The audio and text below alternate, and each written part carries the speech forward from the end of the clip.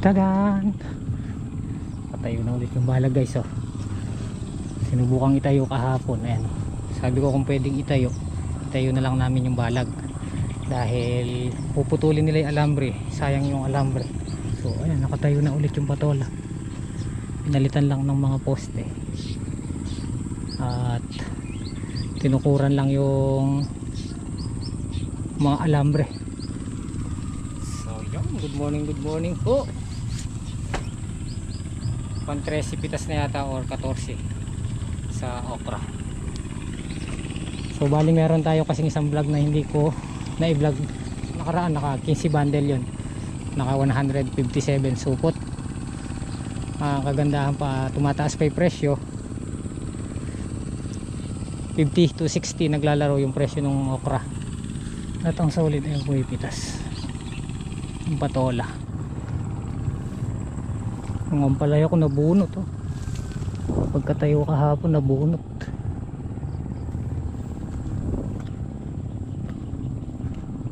Merong matino bap? Merong matina? Bunga? Ano pala oh? Oh. Tulit lata. Tumuwid. Dapat balabalok mo na rin.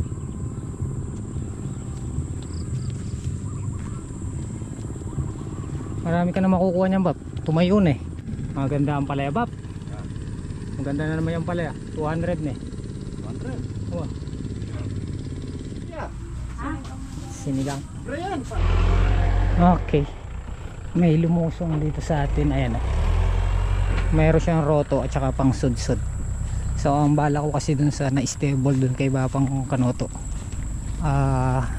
Papapatag muna natin para madaling patubigan. Meron kasing part na mataas yung lupa. So kailangan mag land preparation muna tayo talaga bago tumanim para walang hassle sa mga tas, lalo na sa pagpapatubig at paglalagay ng pilapil. So bukas na lang daw at meron pa daw siyang schedule ngayon. So final na yun. Bukas malulusungan na yung ating farm 1 kay Bapang Kanoto. And then pagka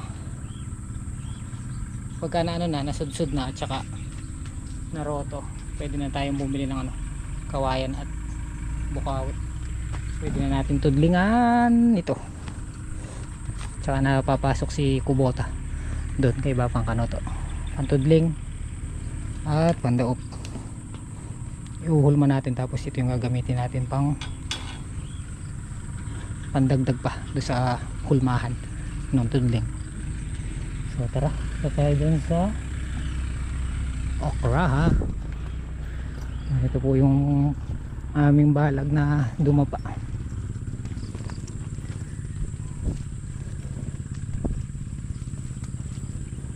Ayan o, naitayo po namin.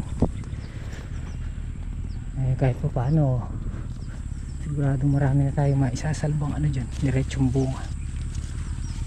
Madami kasi mga baluktot, sayang, mahal pa naman yung presyo.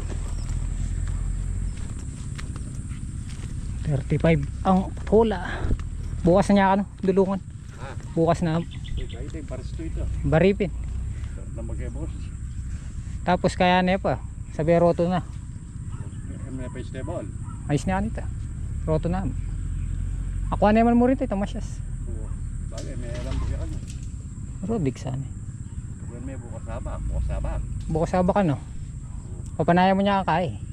Ototay. Panabili na yung masala sa iyo, ototay. Wah. Katibay ng ating ampalaya oh.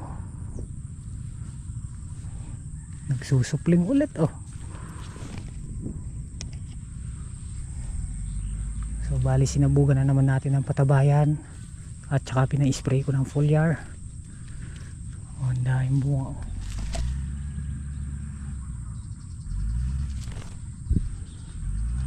Oh, tingnan nyo namin dito oh.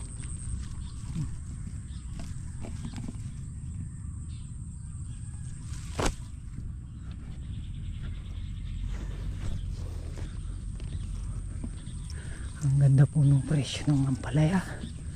200 na po sa bagsakan. Kaya ang gagawin natin bukas, magbabiyahe tayo na matagal na rin natin plano dahil hindi ko lang nagagampanan paggawa nung paunti-unti lang nagiging pitas natin. So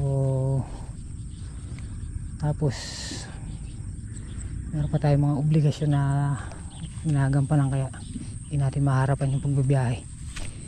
So susubukan natin bukas kung kaya naman. Kaya lang dahil nga pa unti-unti lang mga nagiging pitas natin nung nakaraan.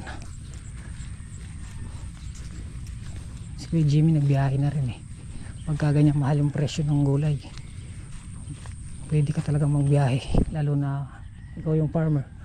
Pero kung bibitawan yung yung buyer mo kasi pagkapaunti na lang yung gulay mo siyempre kahit pa paano tatama rin ka na magbiyahe nun.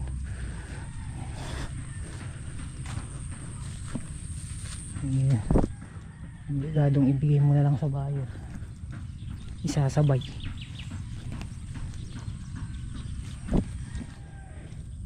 Matalab na yung patabang hinagis natin.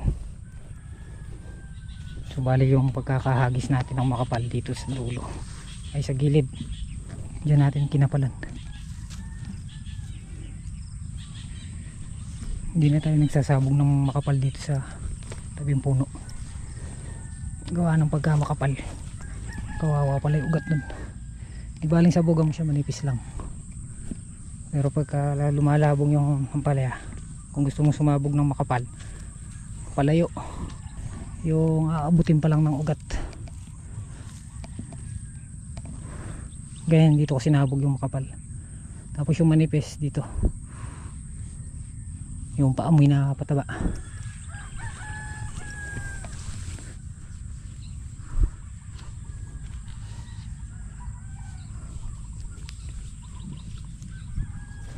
Pagka ang ampalaya bata pa lang, pwede mo siyang sabugan sa tabi. Diyan natin na yung ugat ay papunta na dun sa part na yun. Tapos daily monitor, umaga at hapon kailangan iniikutan. Spray pagitan isang araw pang uudat ng insekto. Yung pag monitor natin ng uod, 1 uod equivalent to 10%. Kumari umikot ka ng balag, makakita ka ng isa, ibig sabihin meron ng 10% na nakasalaka yung uod. So magmula kanina papunta tayo dito, wala pa akong nakita. Ito na to, natusok.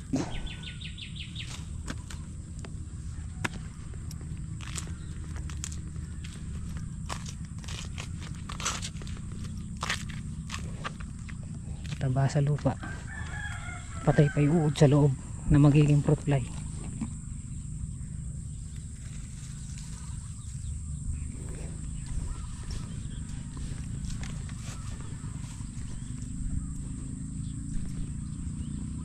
Good morning, Timils. Morning.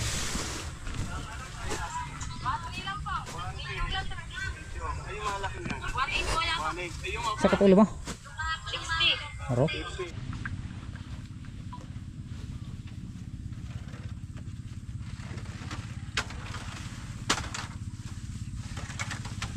Presko na. Wala yan lumit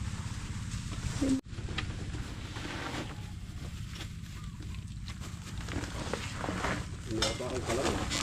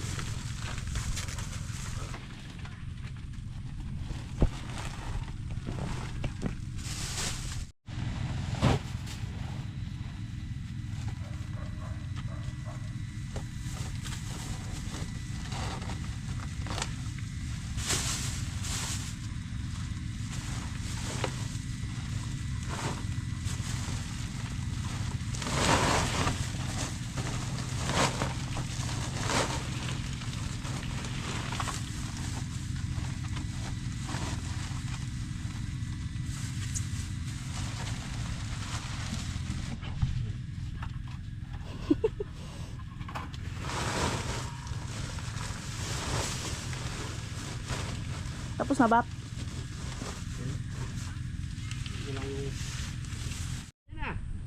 Tapos na po kami. Timal sa kailan? 143. 143. Yes. Tsaka? Limang gulgul. Tsaka 5. So doon na po kami sa Kubo. Nauna na sila doon kasi pinakain na namin sila dahil meron yatang pupunta sa Farm 1 para mag-ano ng lupa. So punta na po tayo ng Kubo.